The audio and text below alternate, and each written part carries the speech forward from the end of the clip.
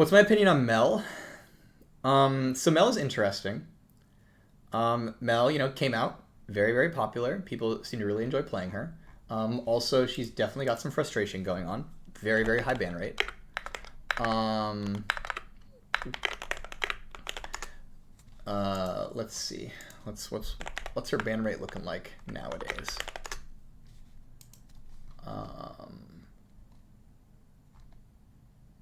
It is trending down very, very, very slowly. But overall it's just very high. I would say the thing about Mel, there's probably some degree of, because she's popular, there's a lot of new players still playing her. And so in terms of like what her win rate looks like, it might not be as representative in the long, long term in terms of how powerful she actually is. Another thing to always think about with new champions is new champions will be banned more than you would expect. Just that's always the case because the new thing is new and can be frustrating, things like that. I joined someone's yapping about Shaco. Oh yeah, we're talking about Shaco. That said, I think like the situations where Mel is like beating you can like legitimately be somewhat frustrating. Where it's like, hey, can I dodge the Q? She reflects things. Can I jump on her? Things like that. And so it is possible that in the future she might need some adjustments to lower frustration. I think if we ended up doing that, we would probably, in the long run, need to buff her as well. In terms of, she seems like, in terms of win rate wise, like in the ballpark. But I think that's something that the team is going to be watching for because, again, I want to note that like we expect almost all new champions to have like pretty real ban rates for a decent amount of time after release, just because they're new and fresh. And so what we're always looking for is the trend line in their ban rate. Like, is it trending down over time? And if it's not, that's like, okay, maybe we need to do some frustration adjustments. So in regards to Mel, like personal take on her is she's a really cool champ. I think she's sweet, very fun. Definitely has some frustrating things about her in regards to things like, how it feels you can interact with her in different situations, given her range, reliability, the reflect, things like that. And so if her ban rate doesn't trend down over time, we would most likely go and do some adjustments to reduce frustration. Which, there's champions who've done that with in the past. Like Samira was a champion we did that with, way back in the day. And Akali was a character we did with that back in the day. Yeah.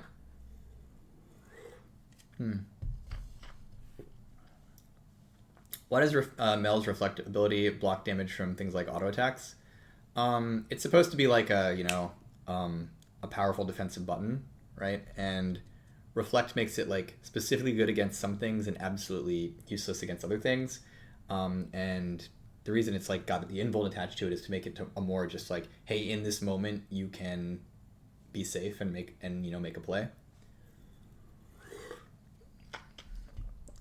Sometimes when we design a character, like sometimes it's good for a mechanic to be like, somewhat binary and very like it does this thing and absolutely nothing else. Like here's its strength, here's its weakness, things like that. Sometimes that can be like really, really good.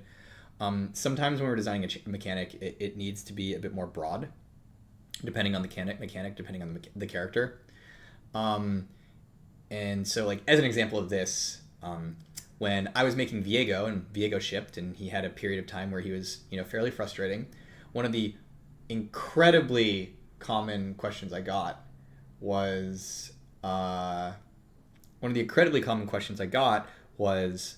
why does his passive make him untargetable? Like people are like, it doesn't need to make him untargetable. That should be a risky moment for Viego, right? In that moment, why does he just get to win? Wouldn't it be better gameplay if Viego didn't go untargetable and really had to pick and choose when he could, take a body? And the answer to that is like, well, that moment for Viego, in terms of how his kit flows, in terms of how his character flows, is intended to be a very powerful moment that is in Viego's favor, that isn't intended to have trade-offs like, if I take the body right now, they'll kill me while I'm taking it, right? And so like, that's kind of the idea there with Viego, is like, could there be better moment-to-moment gameplay and counterplay if Viego's passive didn't make him untargetable. Yes, in certain ways. But that would also completely change what Viego as a character is capable of and when his powerful moments can and cannot happen. And in Viego's case, it is intended that when he kills someone, that is a very, very powerful moment that is in Viego's favor. And so moving back to Mel with like her reflect, it's like one of the reasons the reflect blocks damage as well is like that's intended to be a fairly like potent, like in this moment I am safe button press for Mel. Why does Riot not bring back AZIR where champions cannot dash through it? I feel like nowadays there's a lot of champions with a lot of dash are super broken. Because as much as a champion with a dash can feel broken, it is nowhere near as broken as AZIR the champion. He is probably one of the most broken characters we have ever made. And so we generally have to continuously remove things from him to make him more fair because of just how overwhelmingly powerful and versatile AZIR the champion is in the hands of the best players in the game. And so it's kind of just a thing where it's like we've generally had to find things to remove from AZIR over time. And if you wonder, like, well, why would you remove that, right? Like, why would you remove Zir's ultimate's ability to knock back dashes?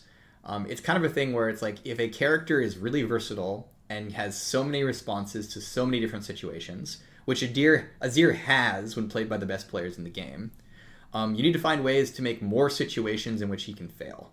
And so one of those things is it's like we've determined in terms of AZIR's ult that like it is good enough for his ult to kill their dash once. Because he can do that, by the way. If you're dashing on AZIR and he ults you, like, he killed your dash. You're not near him anymore, right? And so it is good enough for that to be powerful without him then saying, and also if you dash again, you lose. Or in terms of when he Shurima shuffles you, it's like, and also if you dash after Shurima shuffle, you lose. Like, he doesn't need that, given how many other things he's already good at and versatile at. Now, I want to be really clear. This is apart from whether or not AZIR is a viable champion right now, right? Like, it's very possible AZIR is like weak right now or not good, or you might think he's weak. Like, that's totally legitimate like thought or feedback. But that's very different from like when strong, the package of AZIR's kit creates these outputs. And AZIR historically has had far too many outputs, which is why we've had to remove many of them over the years. Because of what he does in the hands of the best players in the game. Similar things have happened with, like, say, Zeri, right? Like, Zeri lost her shield stealing. Zeri has lost her ability to build bruiser, things like that. Over the years, we tend to strip mechanics off of characters that are, like, really, really versatile, especially in a pro play setting, because it makes you less versatile, right? So, like, as an example with Zeri, when she can steal shields, that's like a whole nother meta where she's better in, right? If it's an enchanter meta, Zeri wins. If it's a support tank with shield meta, Zeri wins. And so by like removing shield stealing, even if it was a fun mechanic, it reduces her versatility as a champion and reduces the places in which she just has an advantage if she's played. And that's the way to think about AZIR as well.